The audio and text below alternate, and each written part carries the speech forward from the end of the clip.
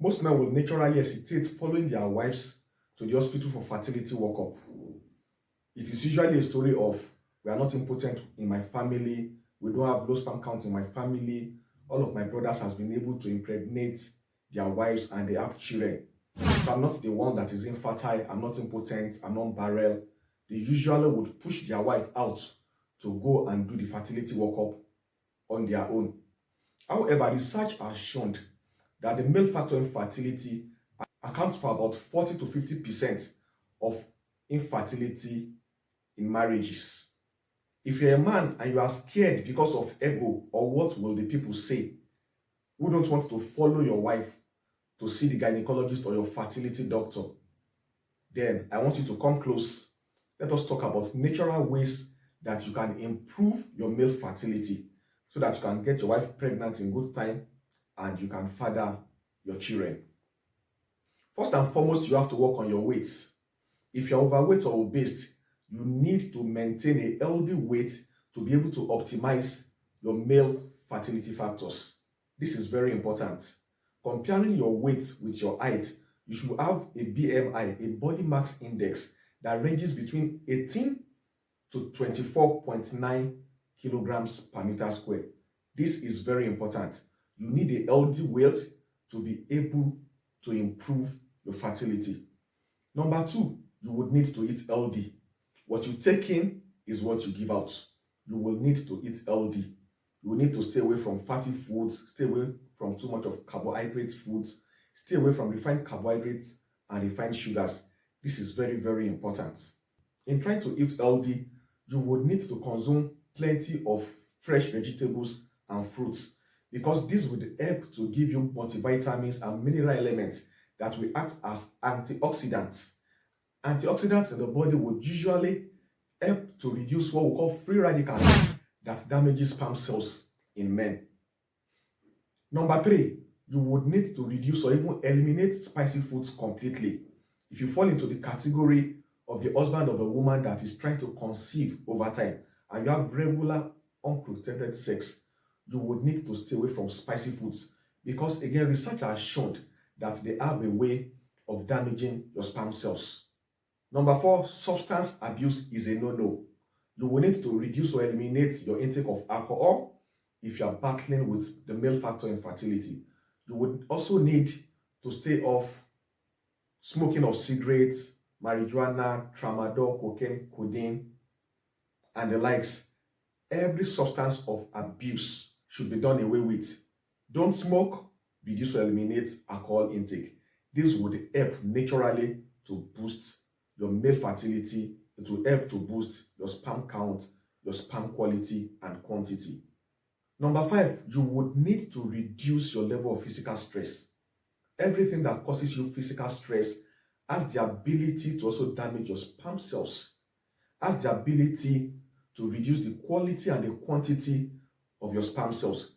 So as much as possible, if you find yourself in an environment or in a vocation or occupation that causes you plenty of physical stress, you would need to find a way around this, work on this, and reduce your level of physical stress. This is very important if you must optimize your sperm quality, if you must improve on your male fertility factors. Number six, you would need to exercise regularly. You would need to exercise regularly. This is non-negotiable. You will need to exercise regularly. Moderate exercise, 30 to 40 minutes, 3 to 4 days in a week, exercising on alternate days. The type of exercise that will make you break a sweat, the type of exercise that will make you breathe fast, and also increase your heart rate. You would need this to be able to optimize and improve on your male fertility. Number seven, you will need to rest, relax, and sleep well. Following the activity of the day, following the stress of the day, you will need to go back home to rest, relax, and sleep well. If you are battling with low sperm count, low sperm quality, or male infertility, sleep and rest is another factor that is non-negotiable.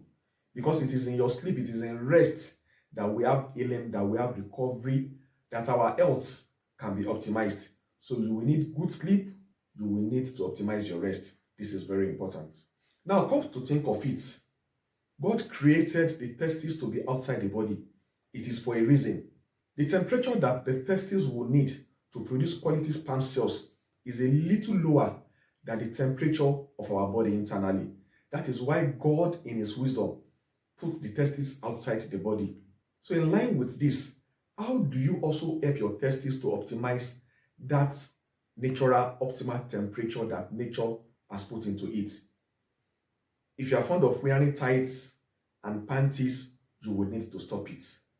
Boxers would just be good enough for you if you are battling with low sperm count, watery sperm, or what have you. You would need to stay off anything that is tight around your pelvic region, anything that is tight around your testes.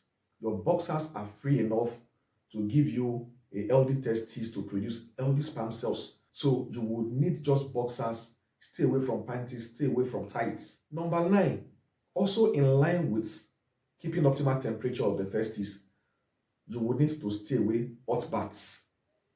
You are bathing during the cold weather, you are bathing in the morning. Your tepid water, your warm water is just good enough for you to bath. Hot water would naturally increase the temperature around your testes, and this will do more harm, more damage than good for production of quality sperm cells. Number 10, as much as possible, you would need to prevent sexually transmitted diseases. As much as it depends on you, you need to prevent being infected with sexually transmitted diseases. You have to stick to your wife, you have to stick to your partner. If you have to prevent sexually transmitted disease, stay off multiple sexual partners. Stay off multiple sexual partners. If that is going to be difficult, you will need to protect yourself. You will need to use a condom. But the best approach to this is having just a sexual partner, just your wife. Again, if for any reasons you've been infected with sexually transmitted disease, prompt medical intervention is important. Sexually transmitted disease within couples is not something that should be treated via self-diagnosis and self-prescription.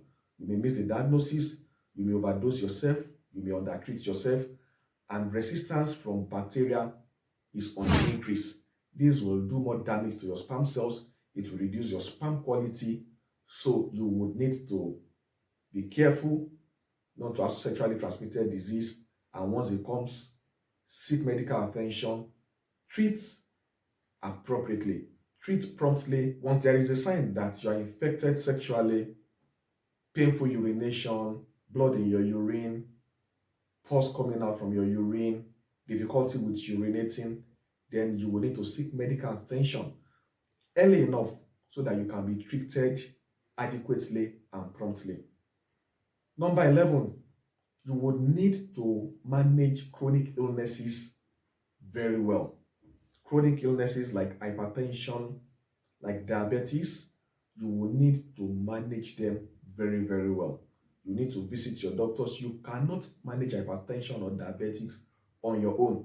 So if you are hypertensive, if you are diabetic, then you would need to manage it promptly. You will need to manage it well. At this point, you will not need a self-prescription. You don't need self-diagnosis. It shouldn't be your neighbor that is not a medical person that will treat you. You must present to the hospital once they say you are diabetic, you are hypertensive, or any other chronic lifelong illnesses, because these have a way of interacting with the reproductive health of every man. Number 12, you've been married for some time, yourself and your wife, yourself and your partner, you've had regular protected sex of about 3 to 4 days in a week, over months, spanning years, and there is the concern that you are not being able to father a pregnancy, then you should seek expert opinion from a qualified medical doctor. At that point in time, you shouldn't rush into taking herbal medications, concoctions, and supplements. You shouldn't just go online to find out what is wrong with you so that you can treat yourself. You will need medical intervention once you have concerns about your reproductive health.